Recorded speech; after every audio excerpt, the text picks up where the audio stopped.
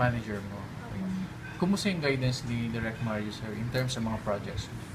Ay, ano po, maganda naman po kasi si Direk, hindi po talaga ako pinapabayaan. Tapos, pinipili niya po yung mga the best na roles. Tapos, sabi niya po, kapag nakuha ka dito, ano ako, okay daw po. Kasi dyan daw po nakikilala yung mga aktor na magaling po umarte. So, Saan humuhugot?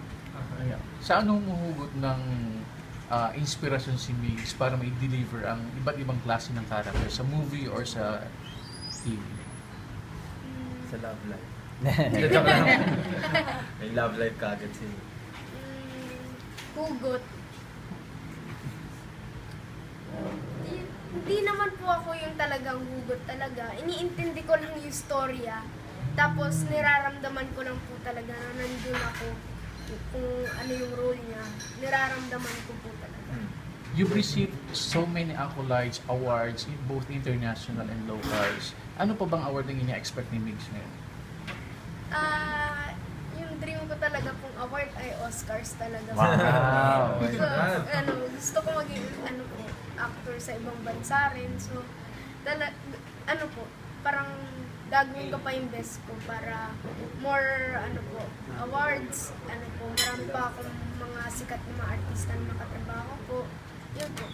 Migs, ano sa tingin mo yung pinaka-reason? Bakit ikaw din yung piniling batang Destiny? Reason. Sinabi na ba sa'yo? Or anything specific? Wala pa po sinasabi. Sinasabi lang po ni Direk Don Michael, magaling daw po ako. So, sabi ko, okay. Okay po. Mas gagalingan ko pa po direct sa akin. So, pinatraw kayo ng lines on the audition? Kaya Po.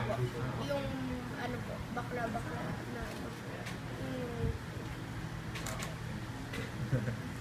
Can you still internalize pa ba pag nasa set ka na? Opo, lagi. Gaano kahirap o gaano kadali para sa iyo pag-internalize mo ang characters? Mahirap siya, hindi siya madali kasi takes time para puntahan ko yung role na yun eh. Ang dami kong kailangan pagdaanan. Pagdating ko sa set, sa bahay kasi bahay pa lang, pinag-aaralan ko na yung script ko, yung lines ko. Then gusto ko pagdating ko sa set, hindi ko na siya iniisip yung mga lines ko. Kailangan alam ko na siya. Ang intindihin ko na lang pagdating ko sa set is yung kilos ko, yung pagiging ugali ko. Kailangan mawala na si Kenchan. Kailangan ang nandun ay si Joey na. So, hindi madaling proseso yung ginagawa ko kasi nakatulong sa akin yung workshop. Meron kaming tinatawag na yung kapag ginagawa natin sa workshop, yung pinakauna yung what's this? RSPI. Yun. Yung RSPI na sinatawag, natutunan kayo sa workshop na yun yung una kong gagawin, yung RSPI. Internalization yun na para mapuntaan ko yung role na gusto ko. So, nasa sa akin na yun kung anong hugot o kung anong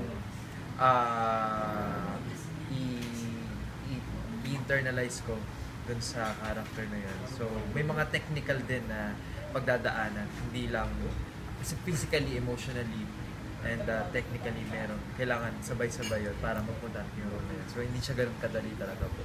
Meron, I'm sorry, Yeah, Ken. sure. Meron kasi dun sa mga interviews namin before, even the veteran actors, they're having trouble yun dun sa tinatawag nilang on and off switching nung from the roles. Hindi ba kayo nag-worry na kasi nga medyo talagang malayo yung role na ginagampanan niyo ngayon, yung pag-on and off ninyo?